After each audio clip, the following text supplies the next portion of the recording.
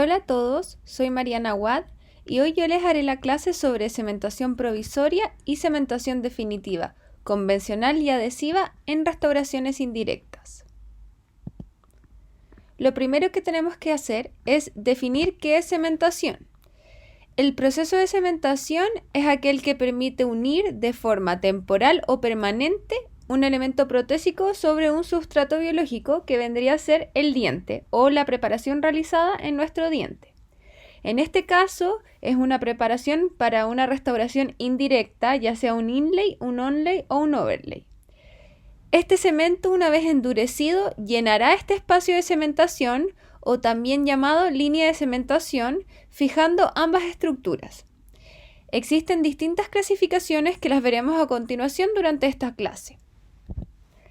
Primero debemos ver los requisitos que tiene que tener un cemento. Hay ciertos requisitos que son ideales que debe cumplir un cemento desde el punto de vista de sus características o propiedades, ¿ya? También desde el punto de vista clínico. Como por ejemplo, baja solubilidad. Aquella porción que queda expuesta en la parte más periférica de la línea de cementación está entre el margen de la preparación y la restauración. Esta ojalá no sea soluble a fluidos orales. Tampoco debe ser tóxico en contacto con tejidos dentarios. Idealmente debería tener un pH neutro, ya que en muchas ocasiones se cementa sobre dientes vitales y este debe proteger el órgano pulpar. Además, podría tener adecuadas propiedades mecánicas para resistir así las fuerzas masticatorias y permanecer en la interfase de la restauración, manteniendo ambas estructuras unidas.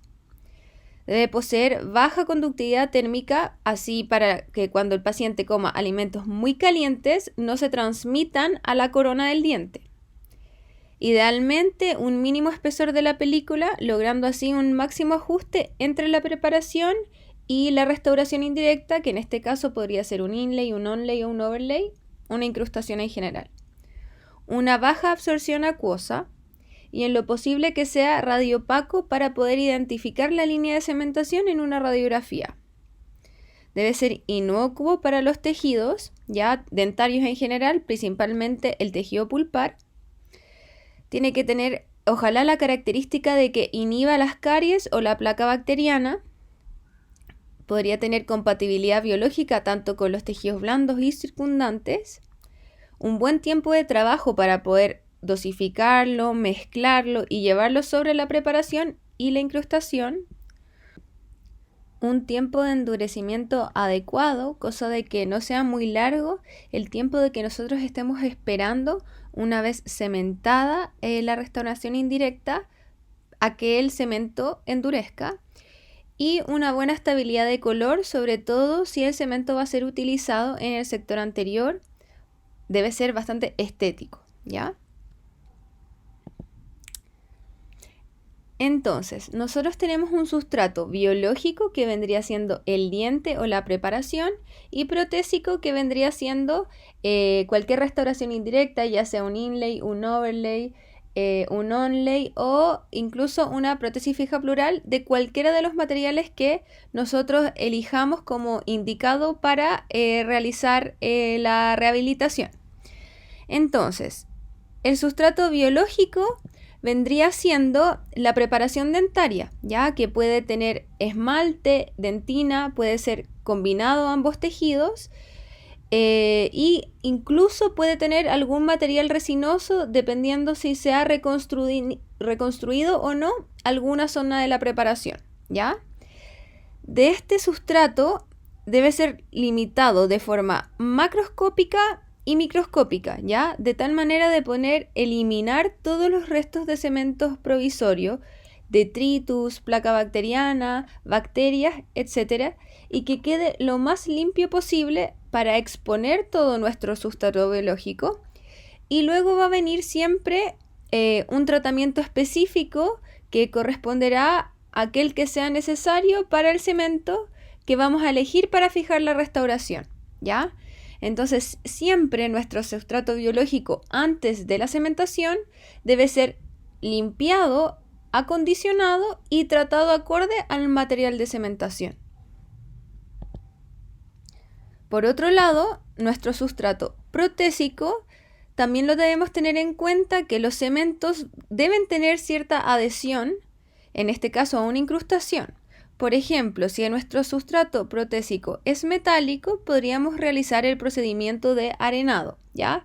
Este es un procedimiento fácil de realizar, es factible de hacerlo a clínica teniendo ciertos elementos para poder realizarlo y mejora la retención de nuestra restauración indirecta.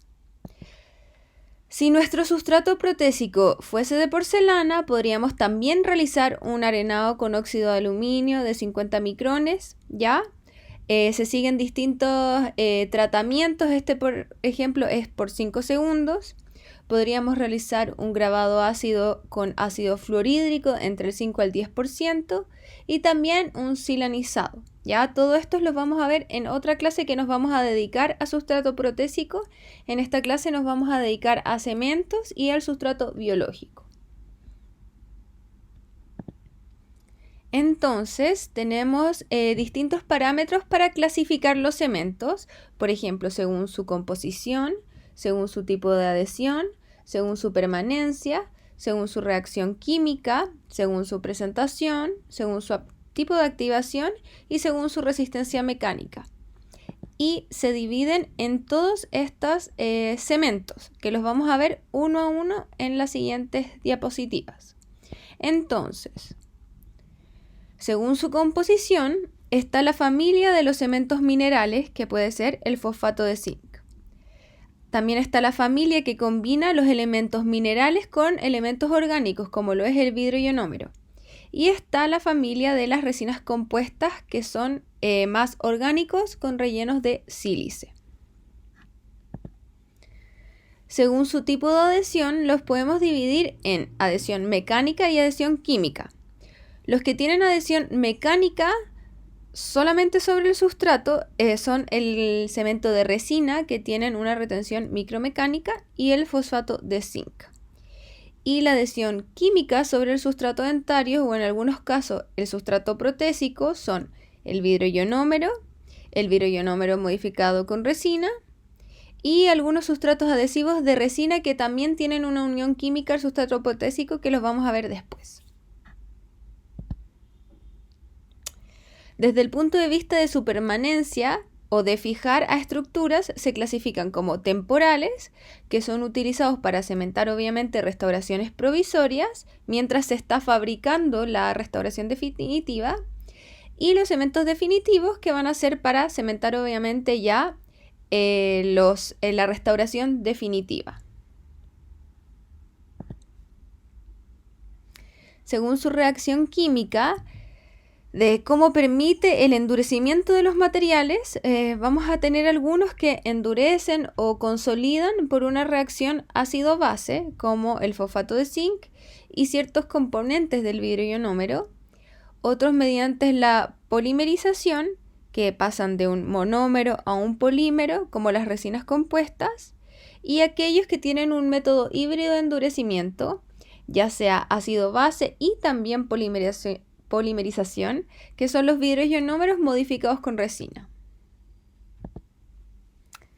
Según la forma de presentación, esta puede ser mediante frascos, como lo ven en la imagen de arriba, un polvo con un líquido que deben ser mezclados, o jeringas con una base y un catalizador que al ser mezclado producen el endurecimiento del material, como lo ven en la foto de abajo.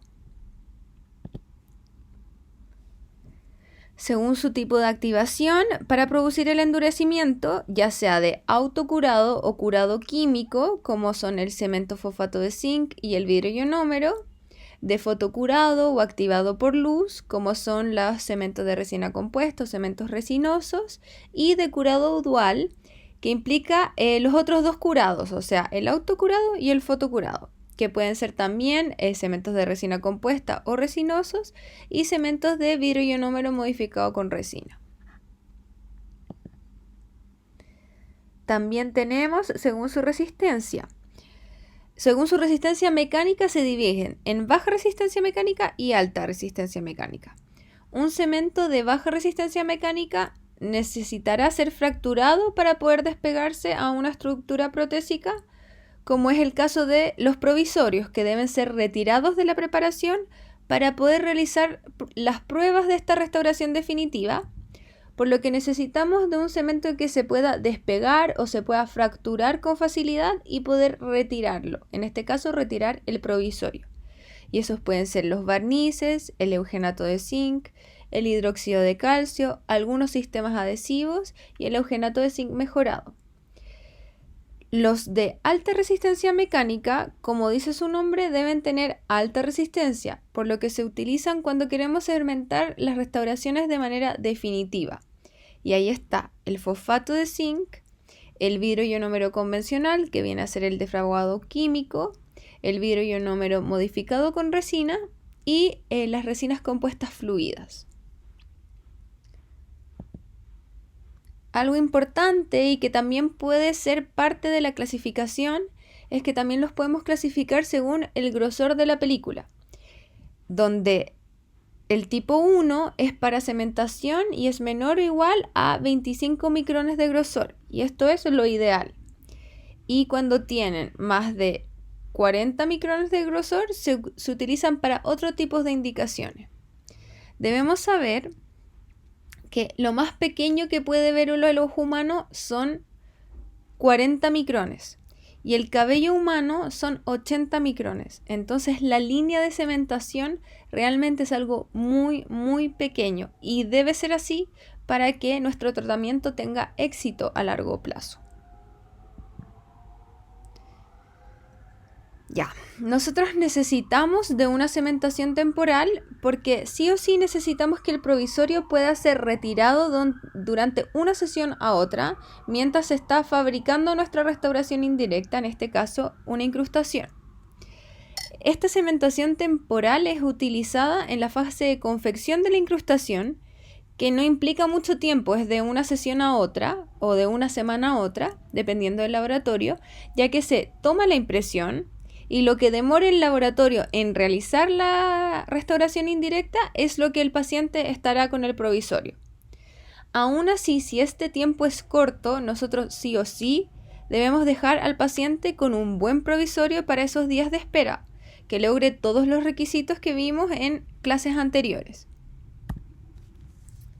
Entonces, los objetivos de la cementación temporal son seguir la secuencia de tratamiento. Una vez realizadas las preparaciones, como habíamos hablado, el paciente debe quedar con un provisorio por mientras el laboratorio está realizando la restauración definitiva. En algunos casos incluso nosotros podemos evaluar el comportamiento funcional del provisorio para ver cómo se siente el paciente, si el provisorio se le cayó, si no se le cayó, si el provisorio quedó muy fino en algunas zonas y debemos cambiar nuestra preparación. Para zonas estéticas o zonas anteriores igual podemos evaluar su comportamiento estético. Y además podemos en algunos casos ver cómo se siente el paciente y esperar el desarrollo del paciente con el provisorio para luego poner la restauración definitiva.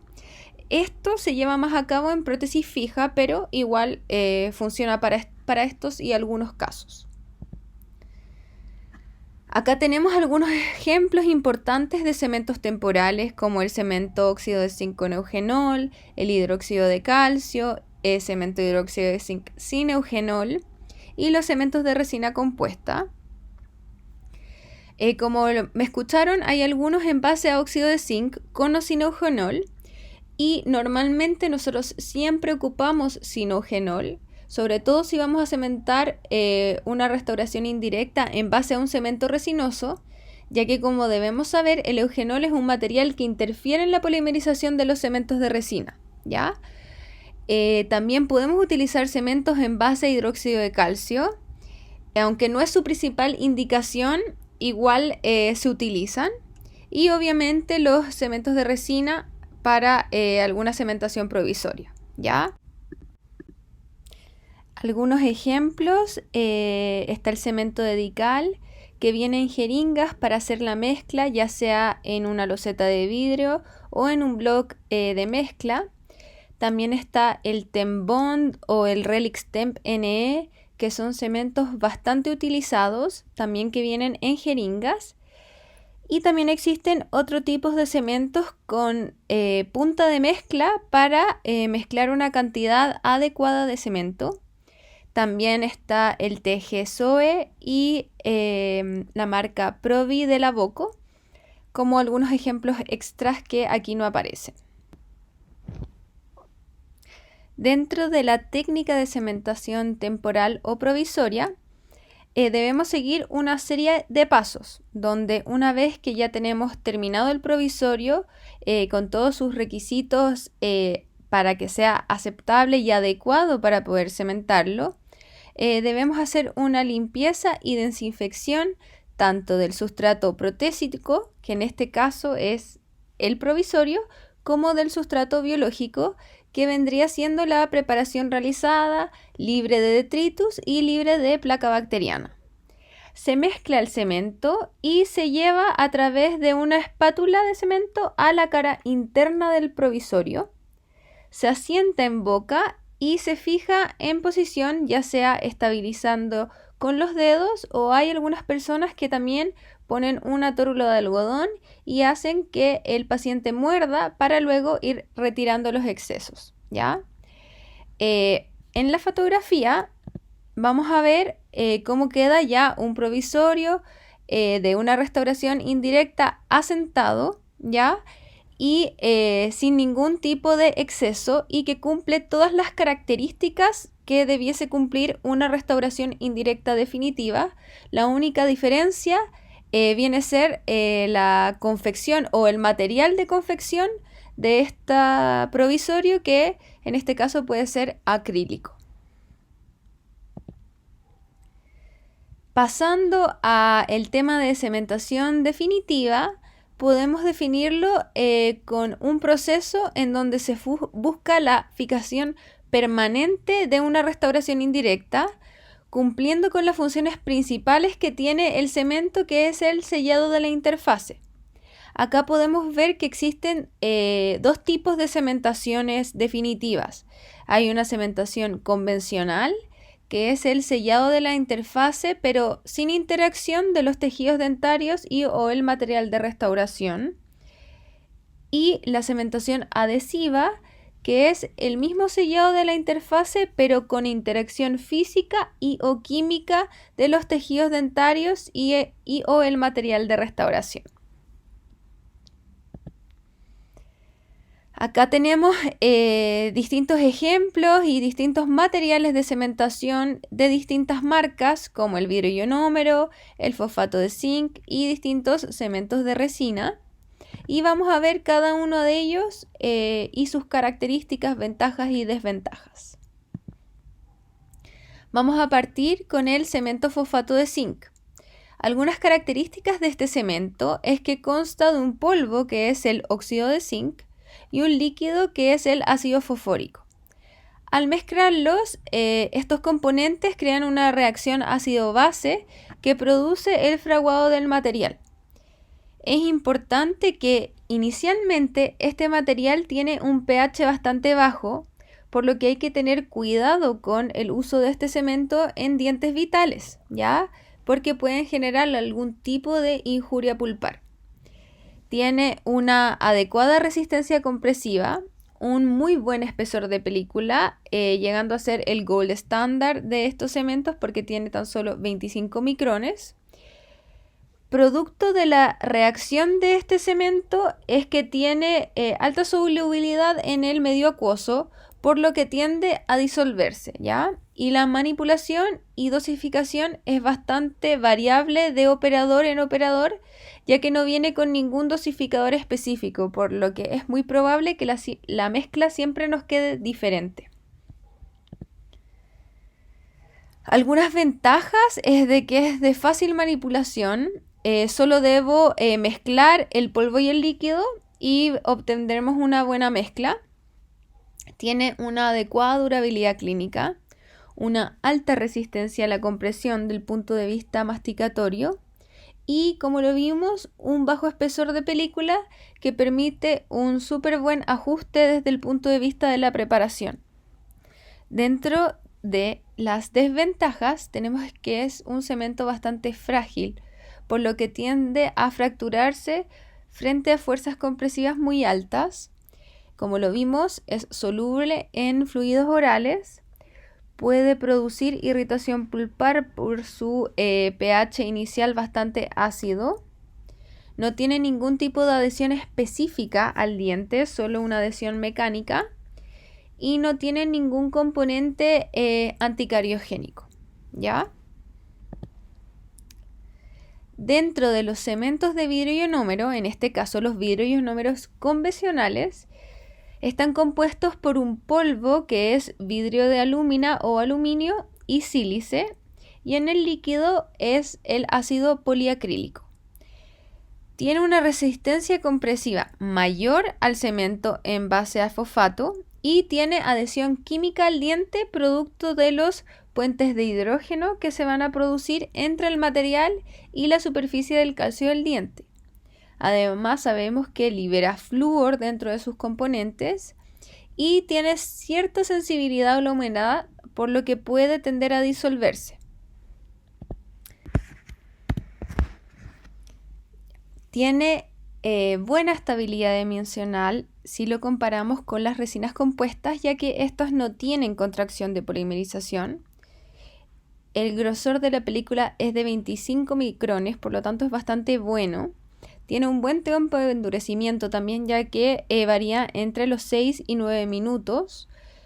Tiene menor solubilidad que el fosfato, además de ser obviamente biocompatible y ser radioopaco, por lo que podemos visualizarlo de buena forma en una radiografía, la línea de cementación bajo nuestra restauración indirecta.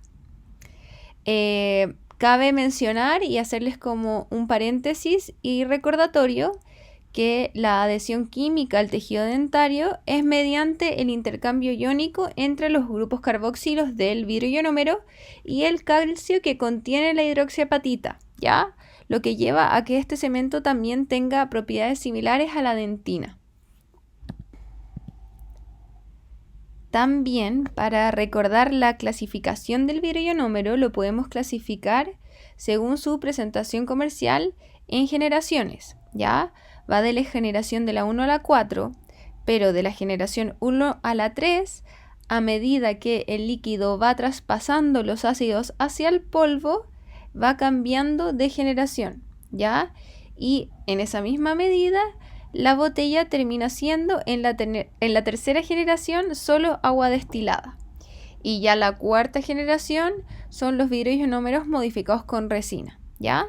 Además, también se clasifican según su indicación y se divide en tipo 1 cuando es de cementación definitiva, tipo 2 cuando es un material para preparaciones y material restaurador, y tipo 3 cuando es para bases cavitarias y sellantes de puntos y fisuras. También tenemos los vidrios ionómeros híbridos, que son aquellos que incorporan componentes resinosos para mejorar las propiedades que tiene el vidrio ionómero convencional. Y aquí están algunas de las marcas que podemos encontrar dentro del mercado. Ya está Relix Luting y Meron dentro de las más conocidas. Siguiendo dentro de las características de estos cementos vidrio ionómero híbridos o vidrios ionómeros modificados con resina, tenemos que dentro del polvo va a seguir siendo el vidrio de silicato de fluoroaluminio, y dentro del líquido vamos a agregar algunos ácidos, pero también algunos componentes poliméricos que van a producir la polimerización del vidrio ionómero. Por lo tanto, esta reacción seguirá siendo ácido-base, pero también va a ser de polimerización. Algunas propiedades que tienen es que, tienen mayor resistencia compresiva que los vidrios ionómeros convencionales, tienen baja solubilidad al medio, siguen liberando flúor y siguen teniendo adhesión química al diente por parte del mismo vidrio ionómero.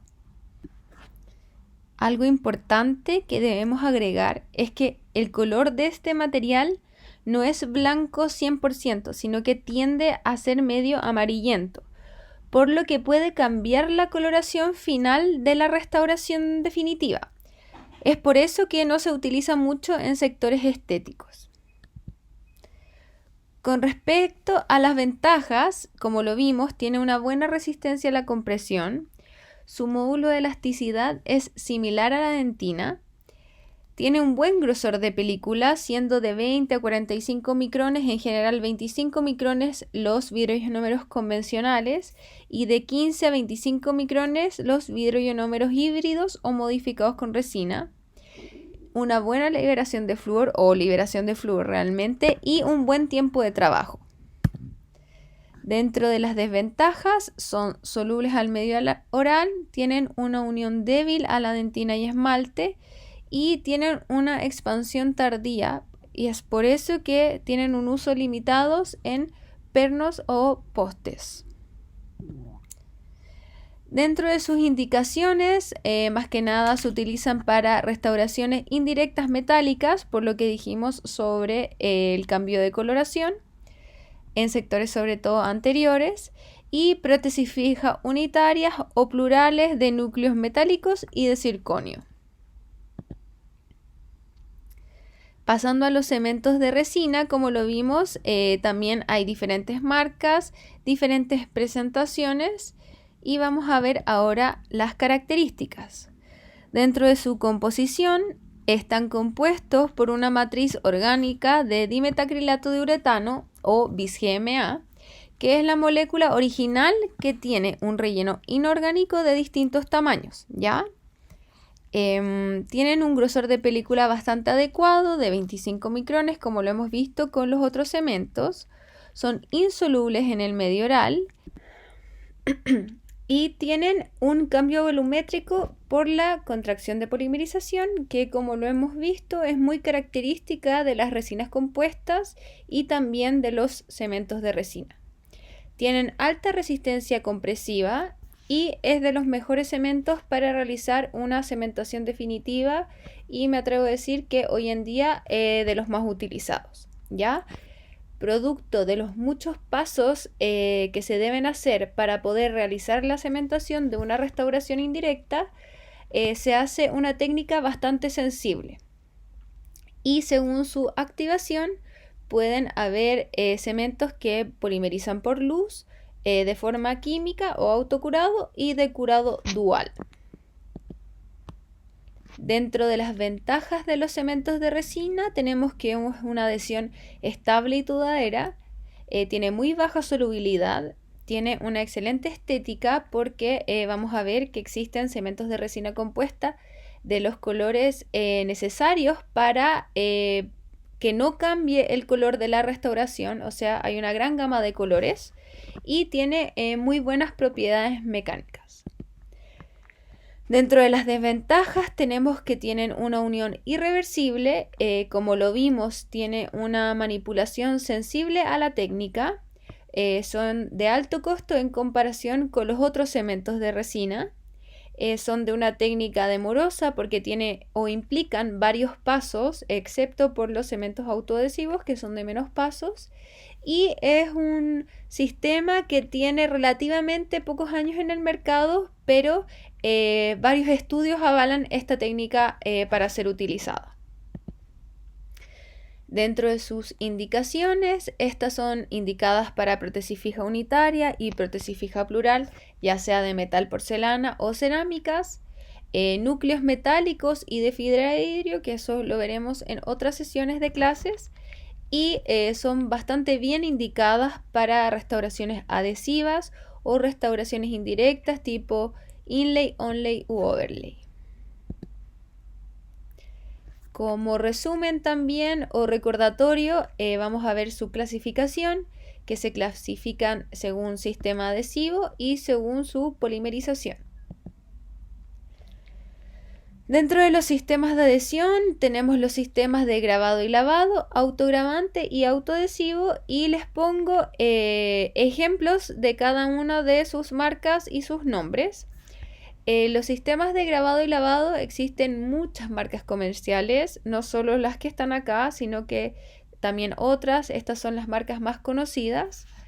Lo que queremos hablar de o decir sobre los sistemas de grabado y lavado es que el sustrato biológico necesita que que sea grabado y lavado o acondicionado a través de un grabado ácido y luego a través de un sistema adhesivo. Estos sistemas adhesivos pueden venir en distintos tipos de color del cemento porque son utilizados en zonas altamente estéticas como el sector anterior y son asociados ya sea a color de resina o al color de muestrario de cerámica. Entonces pueden ser A1, A2, etcétera, etcétera. Estos sistemas pueden ser vendidos por separados o son asociados a un adhesivo de la misma marca. Pero usualmente igual no hay problema de trabajar con otro tipo de adhesivos, aunque claramente siempre va a ser mejor trabajar con la misma marca de todo. Si los vemos por generación, tenemos de cuarta generación o de 3 pasos, de quinta generación o de 2 pasos, de sexta generación o 2 pasos y séptima generación o 1 paso con sus respectivos o distintos sistemas adhesivos con sus marcas. Y según su tipo de curado o polimerización, existen los de fotocurado o los de curado dual. ¿Ya? También existen los de autocurado como el Panavia 21 que lo vamos a ver en un ratito más. ¿Ya? Los de fotoactivación, fotoactivados o de fotocurado, como lo quieran decir, se utilizan más que nada en la zona anterior, una zona estética, ya que como son solo activados por luz, no poseen dentro de sus componentes una amina terciaria. Entonces la estabilidad de color se hace mucho más estable y muy estable en verdad. Y tienen claramente colores asociados a la escala de color Vita y se asocian también mucho al apellido Veneer, ya que es carilla en inglés. Y esto es por lo que mencionamos anteriormente, ya que se utilizan mucho en el sector anterior, sobre todo se utilizan en carillas porque, como lo vamos a ver en unas sesiones más, al realizar el tallado de la carilla, este es mínimamente invasivo, por lo tanto también la cerámica es muy delgada. Por lo tanto, la necesidad del color en el contexto tiene que ser lo más parecido a la cerámica y al diente para cumplir con la estética deseada, ¿ya? Generalmente vienen todos en sus cajitas con un sistema de grabado y adhesivo ya incluido. Generalmente son fotoactivados con este sistema de grabado y lavado. Y los de curado dual son resinas que ya tienen incorporado su agente de iniciación de polimerización, que son las aminas terciarias, y estas hacen que el color cambie un poco a largo plazo y por eso no se utilizan mucho en el sector anterior o cuando se necesita de mucha estética. Como les hablé hace un ratito, existen los cementos de resina adhesivos, como el Panavia 21. Estos cementos de resina adhesivos son realmente adhesivos a estructuras protésicas, ya que tienen dentro de sus componentes un componente que permite la adhesión y permite aumentar la resistencia de la adhesión al sustrato protésico. Entonces, tal como lo dice su definición, son cementos de resina modificados para hacerlos adhesivos tanto al sustrato biológico, que es el diente, como al sustrato protésico, que es ya sea metal o cerámica. Dentro de la adhesión mostramos esta línea de tiempo. Si hablamos de adhesión, tendríamos que hacer una clase completa de mucho tiempo porque viene desde el 1970 hasta hoy en día que se estudia para hacer esta unión entre el diente, el cemento y el sustrato protésico cada vez mejor. Podemos ver todas las generaciones de adhesivos, la creación de la capa híbrida, el grabado total, el acondicionado de la dentina, etcétera, etcétera, en donde distintos autores han desarrollado y estudiado estos cementos para hacerlos cada vez mejor. Y ahora vamos a hacer un breve resumen de lo necesario para que ustedes sepan y aprendan sobre las distintas estrategias adhesivas. Existen hoy en día dos tipos de estrategias adhesivas importantes que son el sistema de grabado y lavado, hibridización o formación de la capa híbrida y la estrategia del autograbado o de reacción e integración, ¿ya? La formación de la capa híbrida, también conocida como el protocolo de grabado y lavado o en inglés el protocolo Etch and Rinse, es también conocido como protocolo de grabado total, ¿ya?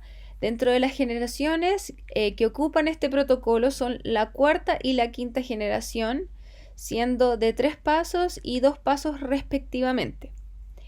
Dentro del autograbado, también llamada self-etch en inglés, es de reacción e integración porque se produce una reacción ácido-base en la superficie del barro dentinario y es de integración porque es capaz de integrar este mismo barro dentinario, no lo elimina, a diferencia de la hibridización, donde se lava y se elimina el barro dentinario para una mejor adhesión, supuestamente. Acá tenemos la sexta generación y la séptima generación, que vienen a ser de 2 pasos y de 1 paso respectivamente. Tenemos también que se dividen según el número de pasos clínicos, ¿ya? Tenemos los sistemas adhesivos de 3 pasos que requieren un paso de grabado ácido por separado a la aplicación de un primer y por último la colocación de una resina adhesiva, ¿ya? En estos sistemas el fabricante lo que hace es proporcionar el agente de grabado ácido y 2 botellas, una con el primer y otra con el adhesivo, ¿ya?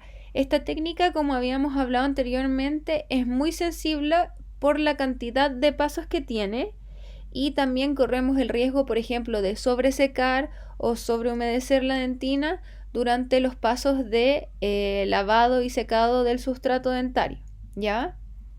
Los de 2 pasos incluyen una opción que es el primer y el adhesivo que vienen en una sola botella y aparte está el sistema de grabado ácido. Y una segunda opción cuando el primer se le agregan monómeros de ácidos capaces de ejercer la acción de este agente de grabado y así acondicionar el tejido dentario para la adhesión y quedando una botella con agente de acondicionante e imprimación y por otro lado el adhesivo, ya de eso depende. Y de un paso que también son llamados de single step o all-in-one, que combinan los 3 pasos que son grabado ácido, primer y adhesivo en una sola botella, ¿ya? Pueden presentarse con o sin rellenos de partículas de vidrio liberadoras de flúor y la principal ventaja claramente es la comodidad en su aplicación, además de eliminar los pasos de grabado y lavado de la superficie y solo se requiere un leve secado para distribuir de manera uniforme el producto antes de fotopolimerizarlo. Entonces, el protocolo de grabado y lavado está representado principalmente por la cuarta y quinta generación y la cuarta generación se conoce como protocolo de 3 pasos, Etch and Rinse, que presenta este acondicionamiento ácido, el primer hidrofílico y el bonding hidrofóbico por separado. Y el de quinta generación se conoce como 2 pasos Etch and Rinse, que tiene el acondicionamiento ácido y una botella que contiene el primer y el bonding juntos. Por otro lado, a su vez, está el protocolo de self-etch, representado por la sexta y séptima generación. La sexta generación también se conoce como protocolo de 2 pasos self-etch, que tiene una botella con el primer acídico y otra con el bonding hidrofóbico. Y la séptima generación se conoce como un paso Etch and Rinse, que en una sola botella tiene el primer acídico y el bonding reunidos en all-in-one, como lo dicen.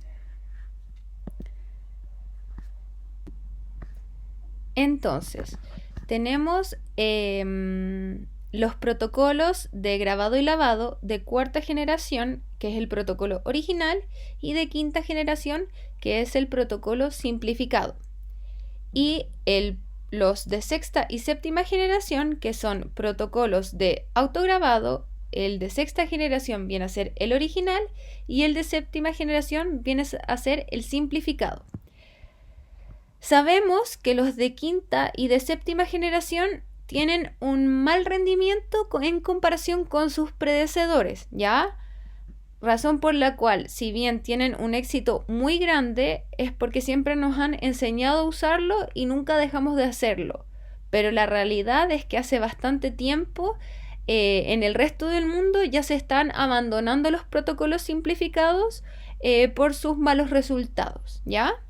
En relación a los de sexta y séptima generación, la realidad es que no hay de 2 pasos ni de 1 paso, respectivamente, ¿ya?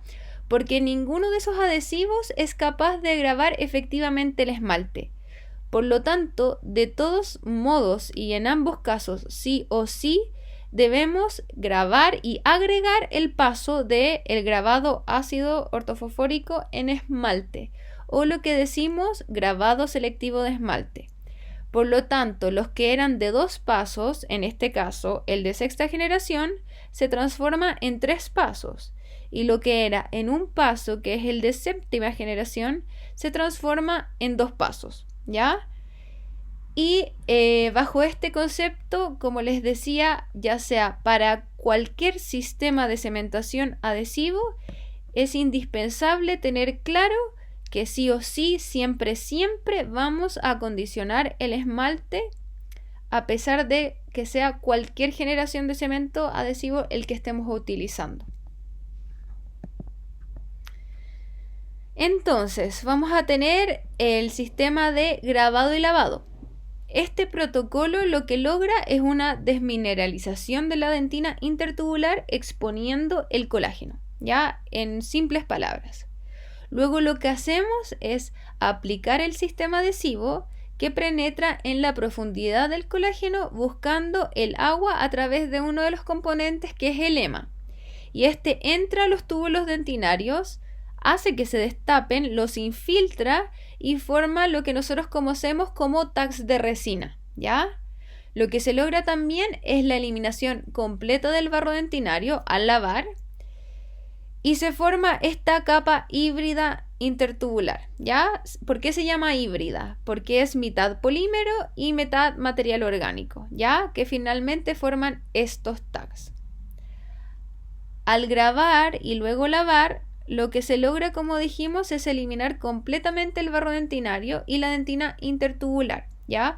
Dejando expuesta toda esta trama de colágeno, que es esta trama tremendamente permeable a la penetración de los fluidos, ¿ya? Particularmente de las resinas hidrofólicas como es el ema, ¿ya? Una vez lavada esta dentina recién grabada, lo que obtenemos es una superficie donde se expone totalmente esta trama colágena y los túbulos dentinarios destapados, ¿ya?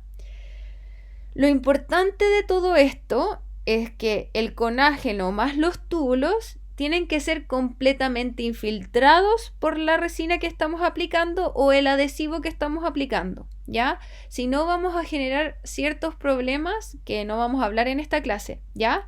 Pero la única forma de que este entramado se logre infiltrar completamente por el adhesivo es haciéndolo a través del frotado activo del adhesivo por 30 segundos, y así también aumentamos la energía superficial. Entonces, cuando estén haciendo esos pasos, realmente froten el microtip con el adhesivo para que se generen estos tags de resina lo más largo posible, como los vemos en la imagen, ¿ya? Este paso depende 100% de ustedes. Por lo tanto, ¿qué vamos a hacer? Vamos a hacer el paso de grabado ácido total de esmalte y de dentina y lavado por el doble del tiempo, ¿ya? Entonces vamos a grabar el esmalte por 15 segundos, la dentina por 5 y vamos a lavar alrededor de 30 segundos. Vamos a hacer el secado total del esmalte y vamos a dejar la dentina humedecida. Si es que este paso les cuesta un poco o no saben cómo dejar la dentina humedecida, fácilmente le podemos poner un teflón en la zona de la dentina o en el peor de los casos ponemos un algodón y secamos bien y luego sacamos el teflón o el algodón, ¿ya? Aplicamos el primer bonding sobre la superficie dentinaria frotando activamente por mínimo 30 segundos, ¿ya? Y luego soplamos suavemente para evaporar todo el solvente o hasta que éste se deje de mover, creando una capa lo más delgada posible, ¿ya? Este paso lo repetimos, ¿ya? Entonces nuevamente echamos una gotita del primer y del bonding y frotamos activamente y luego soplamos suavemente para evaporar el solvente y dejar una película lo más delgada posible y luego polimerizamos. Y después comenzamos a mezclar el cemento y comenzamos con la cementación propiamente tal y limpieza también obviamente del sustrato protésico que vamos a ver en otras clases. Ahora, si vamos a utilizar un sistema de autograbado de 2 pasos, recuerden que de todas maneras igual debemos hacer un grabado selectivo de esmalte. Pero a diferencia del caso anterior, acá queda incorporado el barro dentinario. Nunca se elimina, por lo tanto se forma una capa híbrida intertubular de muy poco espesor, de hecho que es como prácticamente inexistente, y se forman estos tags no hibridizados, ya que son prácticamente solamente en la entrada de los túbulos dentinarios, ¿ya? Porque además los smear plaques, que son como estas tapitas, no se eliminan completamente, ¿ya? El gold estándar es los sistemas adhesivos de sexta generación, ¿ya? Aproximadamente como el año 2001 surgió un estudio en un grupo de investigadores bastante conocidos que mencionan el concepto de AD, que significa adhesión desmineralización.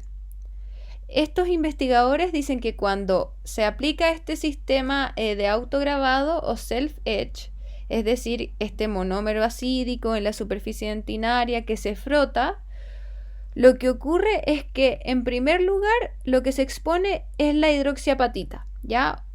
Esto quiere decir que se atraviesa el barro dentinario y se expone la hidroxiapatita de la dentina intertubular, ¿ya? En este contacto del ácido con la hidroxiapatita se produce una sal y esta sal libera subproductos, ¿ya?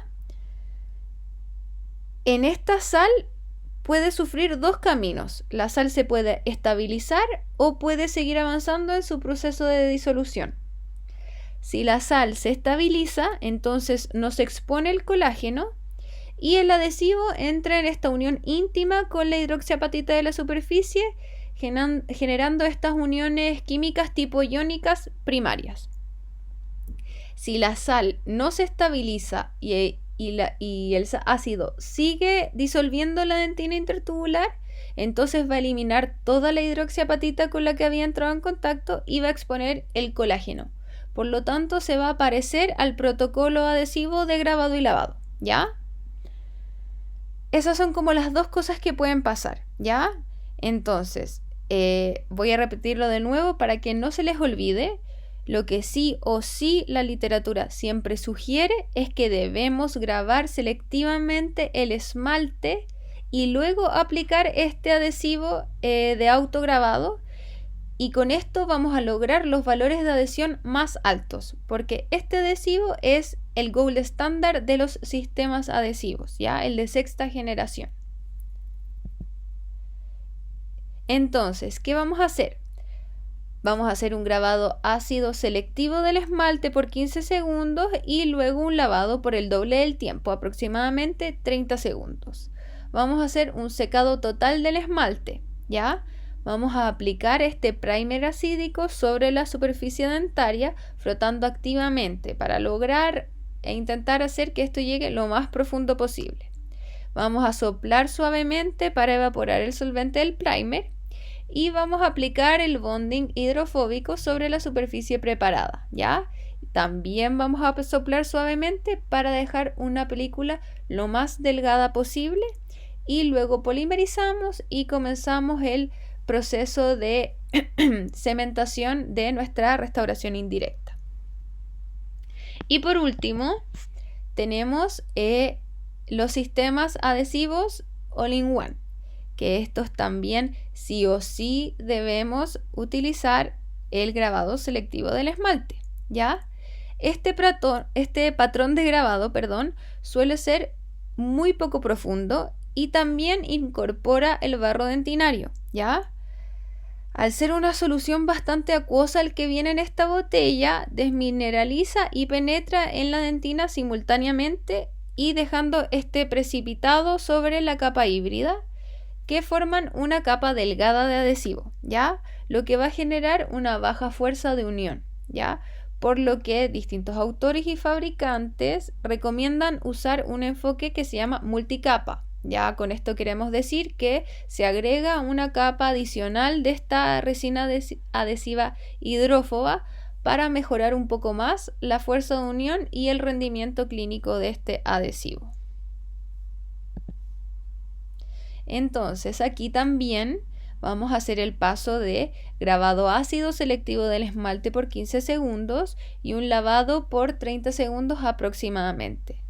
Hacemos el secado total del esmalte y aplicamos este primer acídico con bonding sobre la superficie dentaria, frotando activamente, y luego soplamos suavemente para evaporar el solvente del primer. Si el fabricante lo menciona, podemos repetir este paso para mejorar un poco sus propiedades. Y luego polimerizamos por 30 segundos y comenzamos con el protocolo de cementación de la restauración indirecta. Algo importante que debo mencionar es la incompatibilidad de ciertos adhesivos con los cementos duales, ¿ya? Existe esta incompatibilidad entre los adhesivos simplificados con los cementos duales. Si mal no recuerdan, como mencionamos anteriormente, los cementos adhesivos simplificados son los de 2 pasos de grabado y lavado y los de 1 paso de autograbado, ¿ya? Con los cementos universales. Lo que pasa es que si tengo un adhesivo que es ácido, va a generar una capa semipermeable, ¿ya? Y la voy a colocar sobre esta capa, el cemento dual, por lo que las aminas terciarias no van a generar la polimerización porque van a interactuar con el ácido del adhesivo, generando una capa no polimerizable, ¿ya? Y eso va a afectar obviamente la cementación o la polimerización del cemento dual, ¿ya? Hay distintas opciones para modificar esta situación. Por ejemplo, usar adhesivos no simplificados, que son los de grabado y lavado de 3 pasos, y los autogravantes de 2 pasos, o sea, los originales, ¿ya? Lo complicado de esto es que claramente no voy a tener un adhesivo para cada cemento de distinta marca que tengo. O lo otro es usar un adhesivo simplificado con la última botella de los adhesivos no simplificados. Pero también es raro tener como tanta variedad en la consulta. Uno siempre trabaja como con 1 o 2, ¿ya? La forma más fácil de modificar esto es activando el adhesivo con un coiniciador aparte, que viene a ser, y su nombre es sulfinato bencínico de sodio. Este es un líquido que se mezcla con el mismo sistema adhesivo y lo vuelve dual. Entonces, así no existe esta incompatibilidad entre el adhesivo y el cemento dual. O lo otro es utilizar cementos que ya vengan con un coiniciador dentro de su composición. Por ejemplo, el Relix Ultimate, que viene ya con el coiniciador incluido, y al interactuar con el adhesivo universal de su misma marca se vuelve dual y no tenemos este tipo de problema. Por último, para que ya empiecen a tener este concepto incorporado, hay un concepto en la odontología que se llama sellado dentinario inmediato.